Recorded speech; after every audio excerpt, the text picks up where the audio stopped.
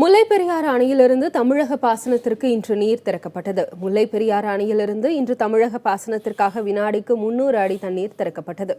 அந்த நிகழ்வில் மாவட்ட ஆட்சியர் வெங்கடாச்சலம், சட்டமன்ற உறுப்பினர்கள் தங்க தமிழ்ச்செல்வன், ஜக்கையன் மற்றும் விவசாய பிரதிநிதிகள் பங்கேற்றனர்.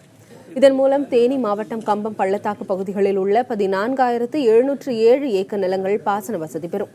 நேற்று முல்லை பெரியாறு அணையின் மட்டம் 118.70 அடியாக உயர்ந்ததை அடுத்து தமிழக முதலமைச்சர் ஜெயலலிதா பாசனத்திற்கு தண்ணீர் திறந்துவிட உத்தரவிட்டார். இன்று காலை நிலவரப்படி அணையின் நீர்மட்டம் 119.20 அடியாக உயர்ந்துள்ளது. அடுத்து வரும் 120 நாட்களுக்கு தொடர்ந்து நீர் திறக்கப்படும் என பொதுப்பணித்துறை அதிகாரிகள் தெரிவித்துள்ளனர்.